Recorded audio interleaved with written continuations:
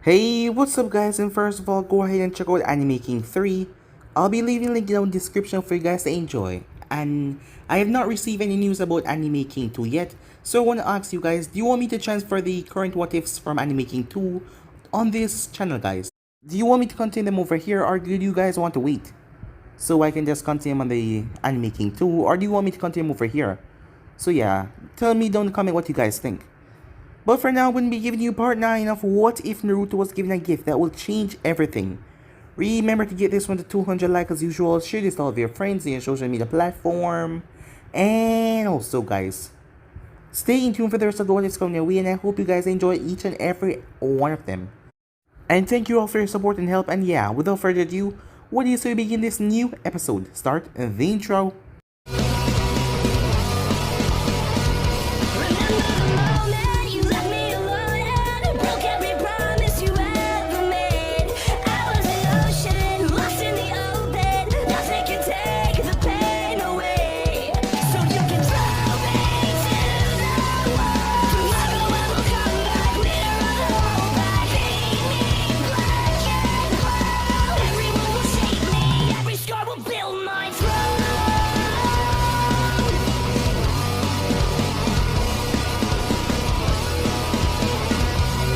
So, the last spot we left off, as Naruto dig too deeply into the Kyuubi's power, because when he finally came to, he was a distance away from the village as he was slaughtering Son and Sand ninjas.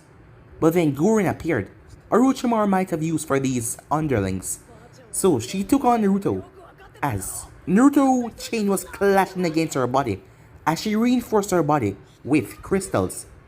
As Naruto chain was not able to rip through it directly, but he was able to pin her and smash her with his drill, as the chains grind right into it, breaking past it, as Gurren staggered back.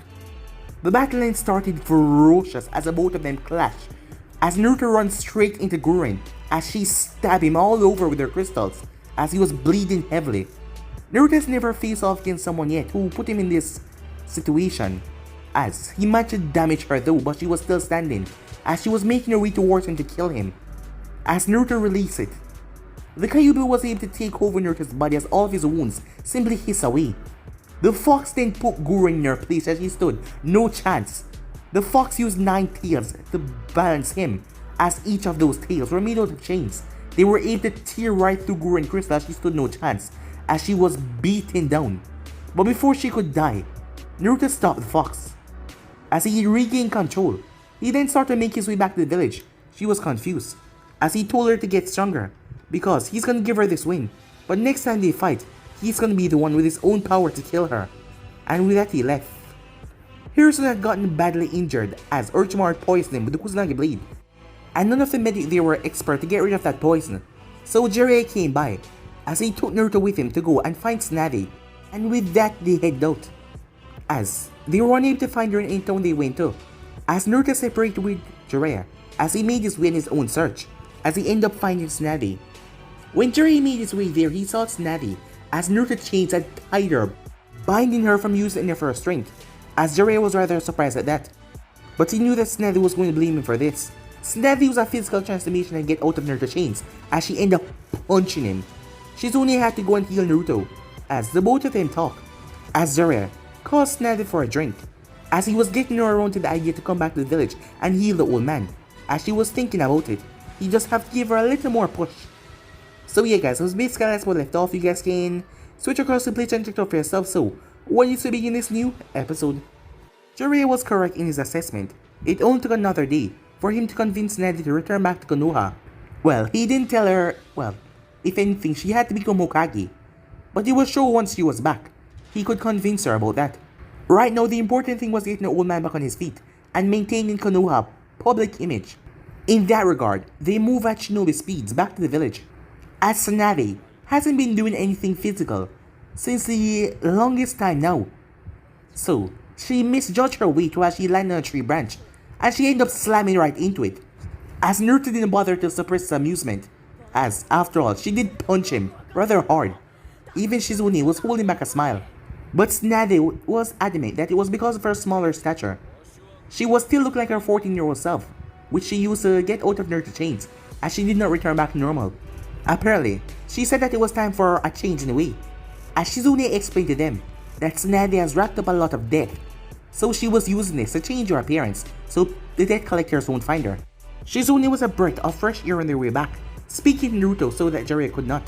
Mostly, she asked questions about what was Konoha was like since she left, and Naruto humored her.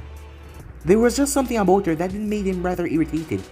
Then again, he figured it was because she was like an older, friendlier Haku, as she was also incredibly polite, and she also knew when she was passing the line.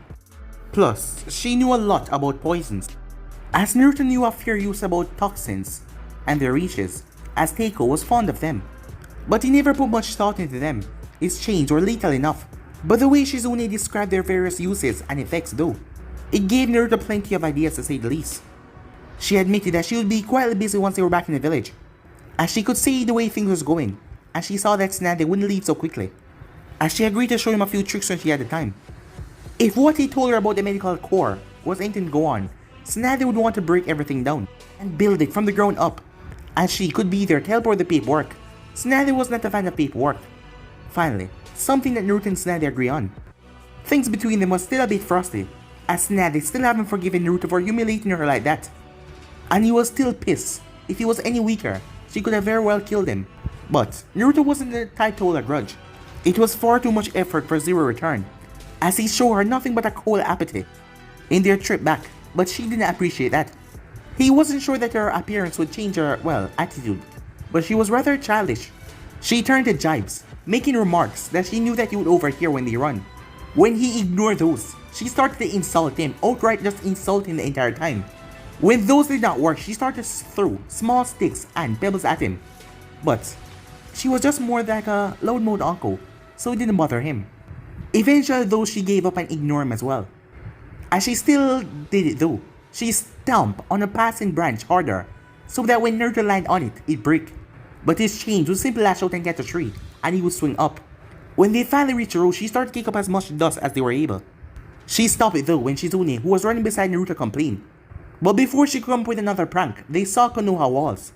As Naruto grinned at the sight, as he had really missed his daily routine, until he saw who was waiting for him at the gates. Haku? As Jiraiya had sent word back that they would be arriving today, I was instructed to escort Tsunade-sama to where the Hokage is being treated. What? No suffix for me, said Jiraiya. As she looked towards him, my apologies. Jiraiya Hentai sent word ahead. Tsunade started to laugh. I like this girl. As she took her moment to look around the village, her expression neutral. But apparently she was satisfied with what she saw. She nodded. Alright then, straight to it. Lead on, kid. Very well. As Haku set off, quickly matched by Naruto. How come you were the one to meet us? Shouldn't you be training by now? As Haku smiled slightly. I thought it would be better to wait for you to return. As for why I am here, I took up an apprenticeship at the hospital. The smile softened as she glanced at her hands. Helping those people in the invasion, it reminded me of how much I enjoy healing Zabuza-sama. Besides, she said, the apartment was very lonely without you, Naruto-sama. I miss the company. Fine, said Naruto, as long as it doesn't interfere with our training. Tsunade cut in. Okay, weirdness of your relationship with the brat aside, you actually live with this psycho? Of course, Naruto-sama was the one who sponsored me during my probation period. He has been nothing but generous since then, even going as far to offer exclusive training. All of the people that knew the situation looked at the girl strangely. Even Tsunade was skeptical. Okay, but what is with all this Sama crap?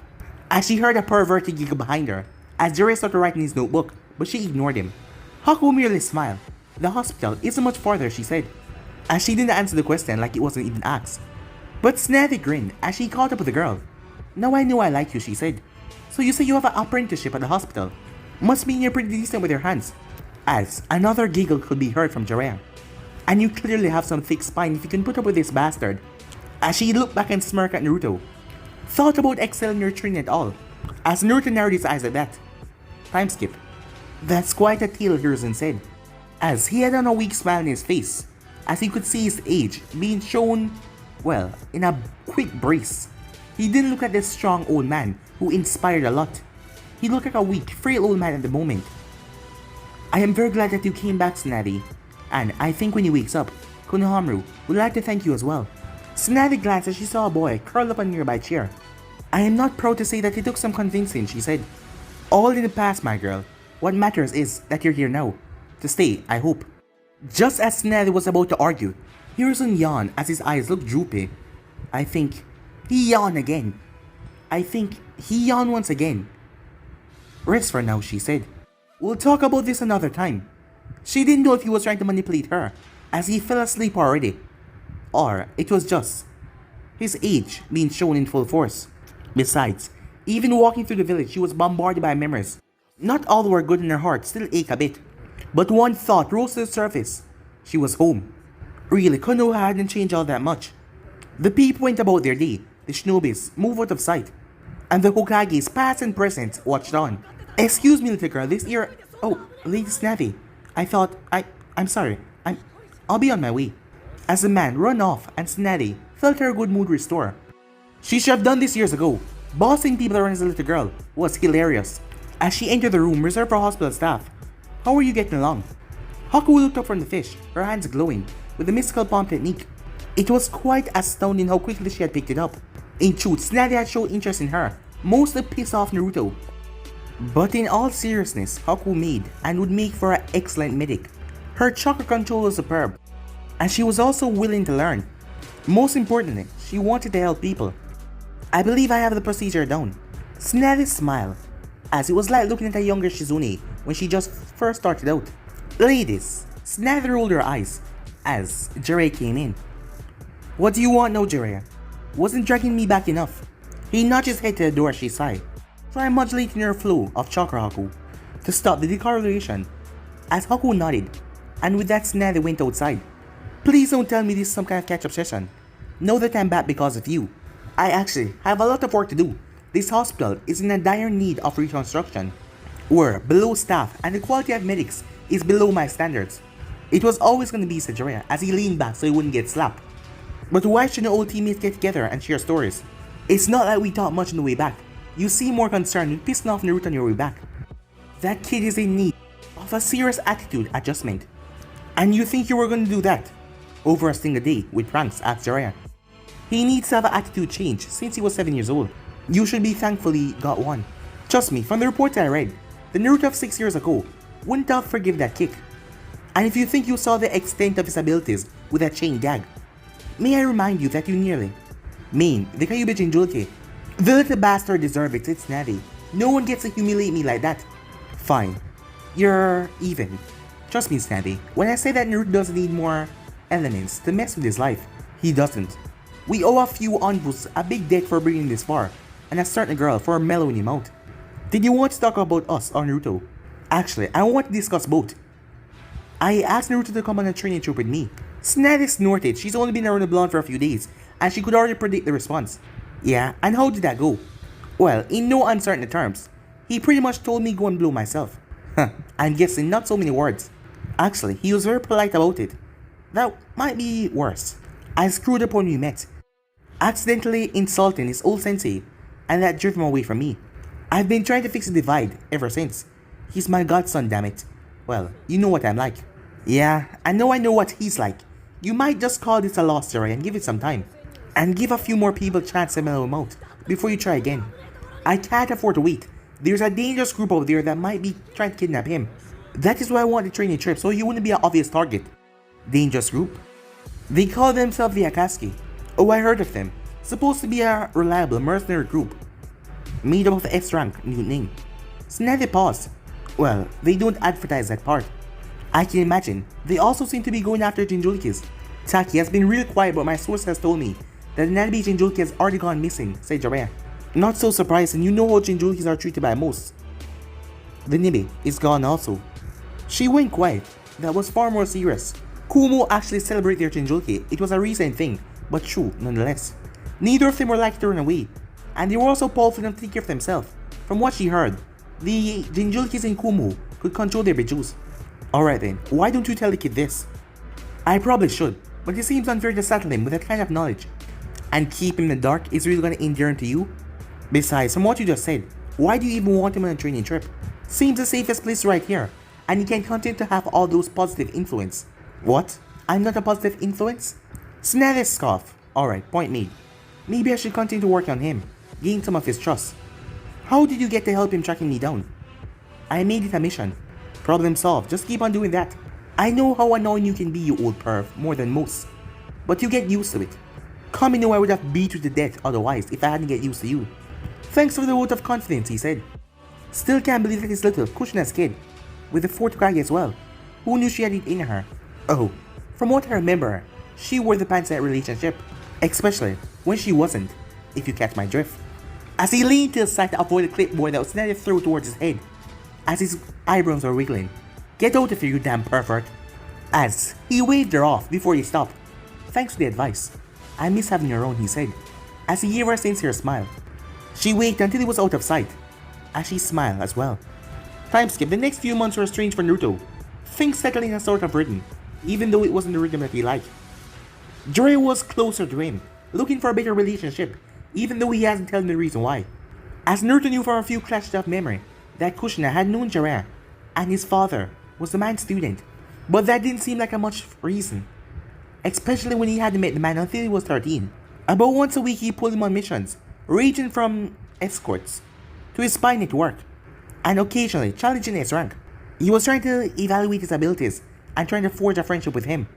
At first he completed every mission quickly and professionally as possible. Then man started changing missions, making Naruto to interact with people a lot. Exactly the kind of missions which the old team avoid. It was a miracle that Naruto hadn't murdered a client yet. Eventually, Jiraiya informed about the Akatsuki, a group of S-rank missing that may or may not be hunting him because of the fox in his gut. The reaction wasn't what Jiraiya expected. Are you sure they want to capture me? As Jiraiya nodded, he saw no fear or anxiety for Naruto to find out that a powerful S-rank group was after him. If their goal is in Julki, then they either want to be Jew or to somehow control you directly. Either way, they need you alive for the extraction, or what else they're planning. Killing you would either release the Kyuubi or kill it. Honestly, I'm not even sure which. Good. Then they will be pulling their punches trying not to kill me, while I can go for their throat. Let them come. Jiraiya immediately stopped as he placed a hand on Naruto's shoulder, risking it by being speared through, but he did not move it though. Kid, I'm not joking when I say, these are the kinds of people that can flatten you with ease. People such as Itachi Uchiha, Kisame, and Sorcerer of the Red Sand. Orochimaru was a teammate in the past, and trust me when I say that old snake face can gut you with both of his arms tied behind his back. His words seemed to have the opposite effect on Naruto, as Naruto just seemed more excited. I am serious, kid. I need to promise not go looking for these guys. Whatever they wanted with you can be for good. If at least not for yourself, think about what they can do with that sort of power. Promise? You have to be kidding, right? Shinobis break promises, that is what we do. Jiraiya just continued to stare at him. It's not like I would know where to look anyway. They're missing Lin. I bet they know how to keep themselves hidden. But they're coming after me eventually. So killing a few while they're underestimating me wouldn't be too bad. As Jiraiya just kept on looking at him. Fine. I won't actively go looking for the Akatsuki. Happy? The intense look on Jiraiya's face fans like he was not there, as he grinned. Very. Sorry to get all over being on you, kid, but this is important stuff. Whatever, let's just get on with this mission. As he turned and walked off along the path. They were about a mile away from the village that requested their aid. Reports of a monster in the surrounding woods. As Naruto knew that bandits love to, well, spread rumors. So, they attack as group, spreading out the rumors that there was some kind of monster. So, they won't be hunted down by a real ninja if some village decide to hire them, and they can just be gone in the wind, while the ninjas look for a monster. I'm gonna go scout to the village, said Naruto, as Jiraiya didn't seem like he wanted to speed up. Sure, just don't go looking for this thing yet, if it is some kind of monster. I want to be there to verify what it is. If it's bandits, you might warn them prematurely, and we could lose them. As he tapped the side of his head, God do this smart. The large remark went off unheard as Naruto vanished in a flicker of motion. As Naruto reappeared, it wasn't fear. Finding about all these strong opponents, but Jiraiya didn't want to test himself against them. Sure, they were dangerous, but Naruto faced dangerous opponents all the time in Anfu. Hell, Gurren almost killed him. How much more dangerous does it get? But still, Jiraiya had shown that he could beat him without much effort, and Tsunade was 2 decades out of practice. Those were the only 2 S-rank that he fight. Naruto grumbled under his breath. Maybe Jiraiya was right, he wasn't ready to face those kind of threat yet. He should take this as motivation to improve, so he can finally match up against the Akatsuki. The thought set his blood boiling as he arrived at the edge of the village. He was assaulted by the smell of fresh blood. To his sensitive nose, it was pure gore. The village was practically painted with blood. It was a small place, with a population of maybe 200. And it looked like all of them were there in the street dead, body parts separated, and all over the place. It was a massacre of the purest kind. No bandits had done this. It looked like the work of a wild animal, or a crazy shinobi. Whoever or whatever did it seemed to be gone. There was only pure death here now. As he made his way through the bodies, Naruto was used to blood, but in the center, the scent was overwhelming. He didn't gag, but he pulled his shirt up. He was wrong though. What he took for a slaughter did have a pattern to it. He didn't recognize it. It probably made sense if he looked from it at a bird's eye view, as he followed to the crossroads of the village. As he paused, he was not alone. It was so low and quiet, building up, that he almost missed it. As the chanting finally stopped though, something pulled itself out of the bodies. His skin, it was a man, his skin was black and strange, looked like skeletons. But it then returned back to normal. The man had no blood on his body, despite the fact that he was just lying in it. What's this? Another person, come to bask in Jashin's embrace. The man gazed scour over Naruto before he smirked. You bathe in Jashin's milk, oceans of it. You would make a fine convert. Chains started to slide from Naruto's body. All of this was just wrong. He couldn't put it into words, but something just felt off about the world here. Like his bodies were starting to fall sideways, or colors that he knew the shade of just seemed to be wrong. Yeah, not interested in joining your messed up cult. The man flew into a rage as he thrust himself forward. A massive sight that the man had been blocking by his body suddenly lashed forward toward the head. It had 3 massive blades on it. As Naruto brought up his chains and the sight clashed against them, a dreadful sound could be heard. Thankfully it couldn't cut through, but the chains did not come out of it unscathed either. The man jumped back when he saw he wasn't getting through. As he passed the sight from hand to hand. You felt her embrace, and you reject her. You will die. I will laugh at your pain and bathe in your blood, and only then will you die. I'll tear you to pieces and piss on them all. As he laughed, his tone sounding rather different. You're not even worthy to be sacrificed. As he spinned aside and slammed it into the ground. As he played around the necklace. I am Hidan, your executioner for today. I will enjoy this, you won't. It was only then that Naruto noticed the red cloaks on the man Cloud. As he thought that it was blood, but no, the outfit that he was wearing. Well, at least Jiraiya could not say that he went looking for the Akatsuki. He was fooled by them. As the battle took off, it was like fighting a child, a fast, strong child. There was no pattern to Hidan's attack, no structure. The man just swings his blade wildly. What he lacked in technique though, he made up for it with raw speed and strength. He was faster and stronger than any opponent that he faced yet, except for 2 Sanins. His technique for de-withstanding strength was useless right here, by the reach of the man's staff. And he could also forget about taking it off him. It was anchored to a cable that went up Hidan's sleeve. As Naruto used his chain and slammed Hidan's side into the earth, before he shot forward with his chains on his hand like a drill.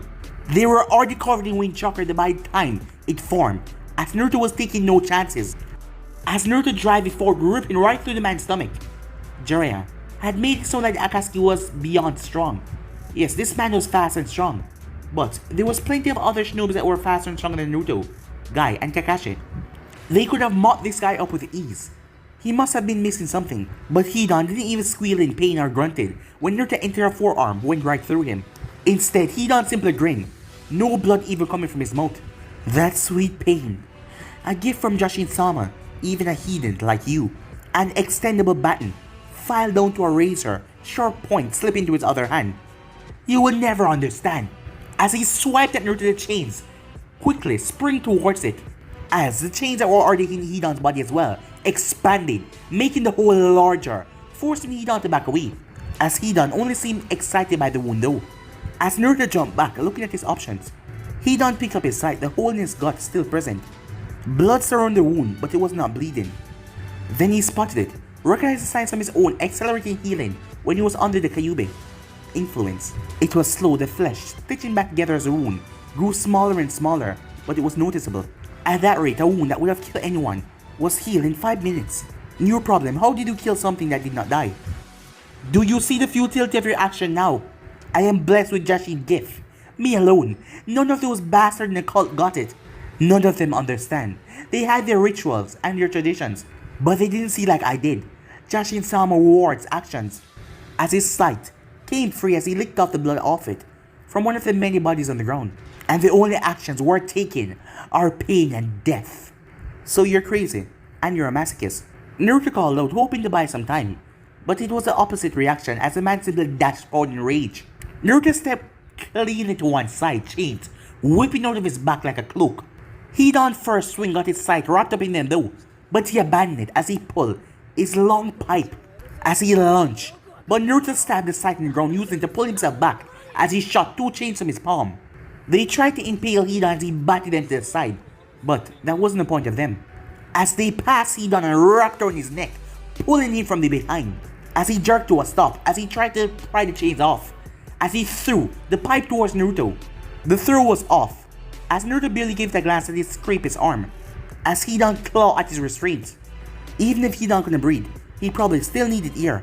Saru's voice went through Naruto's head, warning him about assumptions in battle.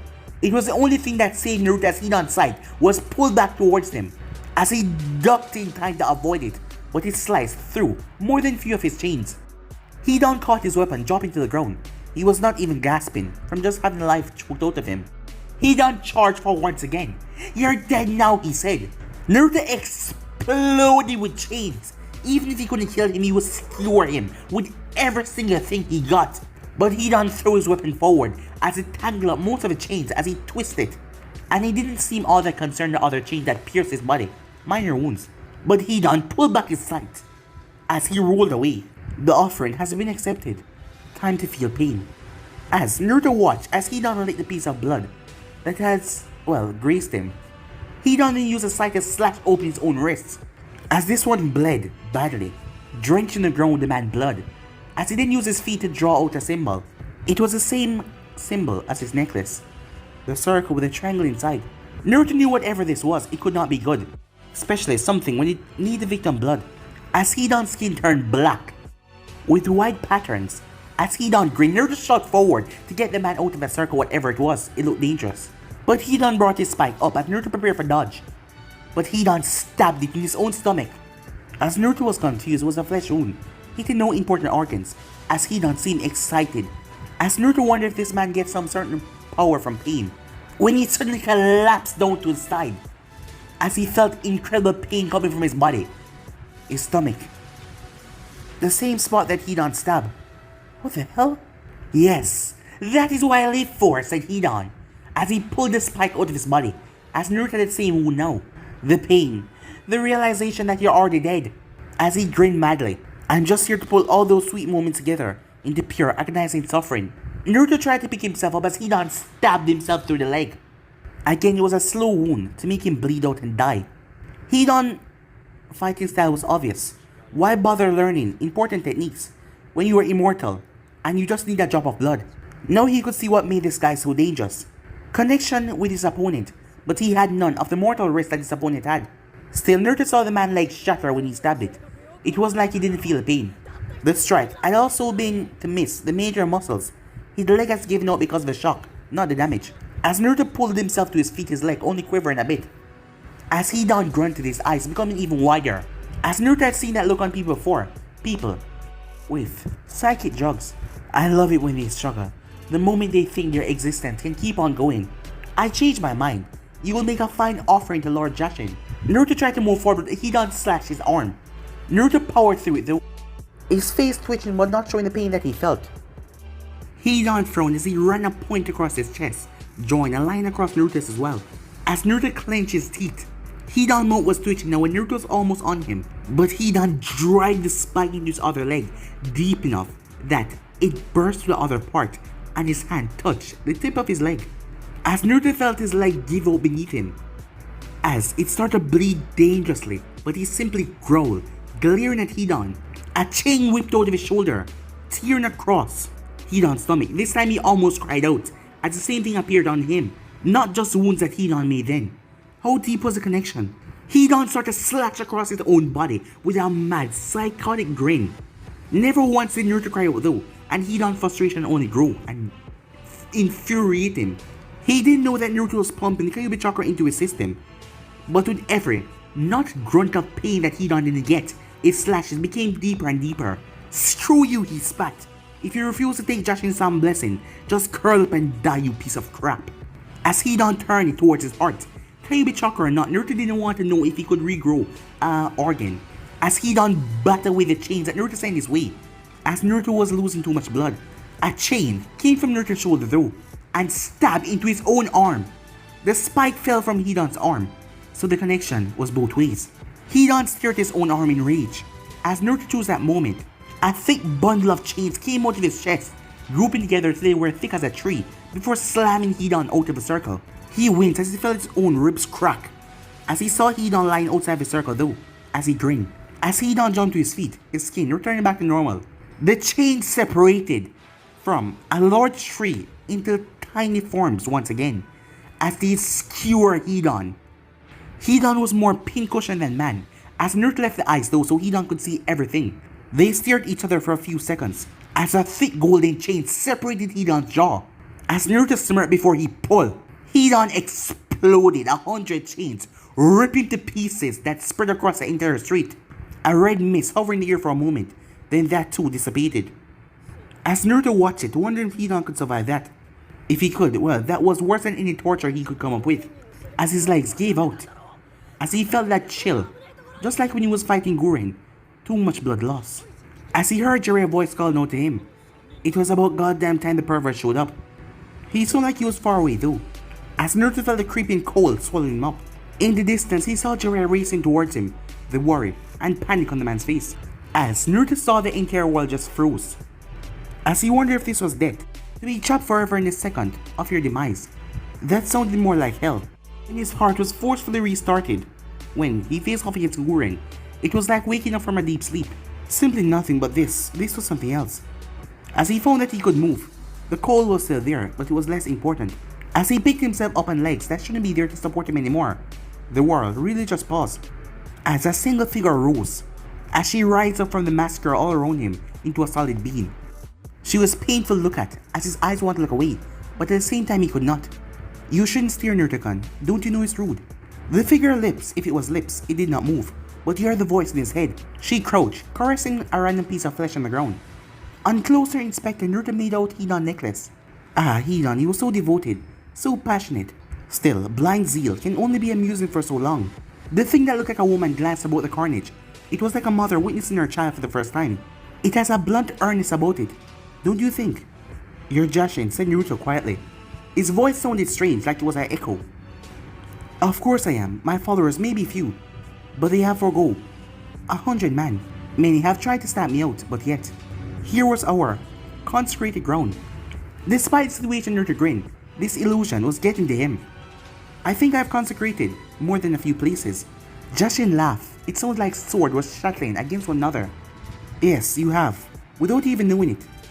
If he was the father of Shinobi, and their mother, every drop of blood spill, ever, blade, spill blood on glass. It's an offering. What are you, said Naruto. He thought that Hidan's words were just crazy. He had heard it dozens of times before in busting up nasty cults. But this was the first time he has witnessed something like this. Like I said, Naruto-kun, a mother. She drifted forward like she was floating. And like all mothers, I only want what is best for my beloved children. She ran a finger under his chin. It felt like a razor blade being dragged across his flesh. She lifted his face up so their eyes met. It was like he was looking into pure blood. What do you say, Naruto-kun? Hidan was so much fun, but all storms eventually end. All blade must shatter. I can prolong it though, make you undying and beautiful. It has been so long since I have such a champion that was so fiery. As she smiled. You would make me immortal like Hidan. She kept stroking his chin. Her fingers were blades, cutting into his skin, but he felt no pain. Unkillable, unstoppable, unimaginable. You could dye the entire world in shades of red, as long as you devote yourself to me. It must have been a blood loss, but Naruto didn't think that sounded all that bad. It was a free life, just him and everything and anything that got in his way. No longer having to worry about himself, he could become a maelstrom of death. Think about it, bloody chains that would envelop the world. He would prove himself. There would be no one above him. Not the Akatsuki, not Jiraiya, not the Hokage, not his sensei. That sounds boring. Jushin stopped caressing him, a sigh escaped from her lips. Such a shame. I had such wonderful dreams for you. As Naruto looked up, I don't want immortality. I don't want to be indestructible. Where's the challenge? Where's the thrill? Fights excite me because I could die. An existence without that. No drive to improve. or to exceed my limits. You can take your gift and go screw yourself. She drifted away from him, her body started to unravel. What a sight you could have been. It would have been glorious. It will be, but I will be the one to make it that way, said Naruto. She smiled. Yes, I suppose you will. As her body started to fade away. A gift, I think. She waved her arm as Naruto waves in pain. The seal that was around Hidan's neck, that pattern on the chain, it burned right above Naruto, a tetragram seal. You are alive teetering, balancing just above the creases. I hope this gift will nudge things in the right direction. She failed to mention which way that was exactly though. That pesky fox and his will, getting in the way of such power within you. We can't have that. I have separated him away from his chakra. Giving it all to you, she said. But remember, no gift is without cost, Naruto-kun. The Kyuubi is a creature of immense malice and hatred. You will find that nothing less can control that immense power. As she smiled one last time, her head floating in the air. Enjoy. The world rushed back into motion all at once. As Naruto fell forward, caught by Jiraiya, the man was muttering, and Naruto felt like he wanted to laugh. He hallucination or not, he knew that he would be just fine. As he reached for that energy, the fox power, but this time it felt like it was flowing like water. As all of his wounds healed, he pushed himself out of Jiraiya's arms, staggering for a moment before he found his balance once again. He still felt cold, the blood will take a while to replace itself, accelerating healing or not, but the crisscrossing lines across his body was already fading away. What took you so long? Jiraiya had been worried upon hearing Naruto's tone though. He relaxed. What took me so long? I was zeroing some jackass, a Akatsuki member, who said he fought the first Hokage. What the hell happened here? Now that Naruto got a good look at the man, he did look a bit roughed up. His hair was messier than usual, and his clothes was a bit unkempt, but nothing too bad. You killed him, Naruto asked. Of course I did. 5 times actually. Naruto smirked as he went down and picked up Hidan's necklace. It was black and twisted, looked like a fist made of lava tried to crush it. Good to know I wasn't the only one having that issue. As he tossed the medallion to Jiraiya, who caught it, figured that the man knew what the cultist was. Huh? I thought these guys were wiped out during the Second Shinobi War. Yeah? Well, you missed a spot, said Naruto. I'll tell you about it on the way back. I need to find a river as soon as possible. As Jiraiya looked around the village, he was sending another team to come and clean up. Wouldn't want some poor travelers to come to stumble upon this. Time skip. Haku looked at the ceiling. It was long past midnight, but she could not sleep. She felt this way sometimes and supposed to stay out long on his missions. He would always return a new scar, or a new story of a strong opponent or a lucky one. Except there was no Zabuza now. She didn't move when the door opened up. As she heard Naruto, as he was taking off his clothing, she barely stirred when he slipped into the bed next to her. They had been like this since that night on the couch. It wasn't an intimate thing, he didn't even touch her. Except for the pranks when she woke up. All the same, she found his presence reassuring. If he was still there, she had purpose. If he could sleep with the weight of the blood drenching his soul, then she could sleep easy. I killed the immortal today. She turned, and she found him facing her. He usually slept facing the window, so this was a surprise.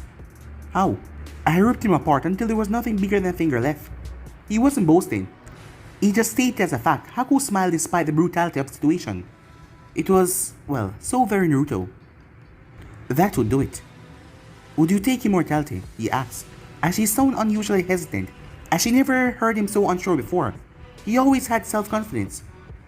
I don't know, she said honestly. She had never given the question much thought. A year ago, she would have accepted it. An immortal weapon would have been good for Zabuza. No though, she had gotten perspective. To be immortal would be to exist endlessly. She wasn't so sure about how she felt about living right now. Mine forever. Would you? She asked. No. It would be boring, he said. It would certainly be lonely, she said, as she shifted until she was more comfortable. It brought her head level with his, until his eyes were elsewhere. I suppose. What brought this on? She asked. His eyes turned towards her fully. I told you, I killed the immortal. He was a member of the Akatsuki. She remembers Zabuza mentioning them. Some new mercenary group cutting into his profit. They want to capture me to do something with the Kyuubi. They're hunting all the Jinchurikis. Oh.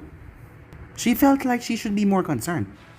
Maybe it was all the talk of immortality, but the thought of someone killing Naruto seemed rather odd to her. And he was immortal, Naruto nodded. And you killed him. He nodded once again. She shifted in the bed as she pulled herself closer to him and smiled.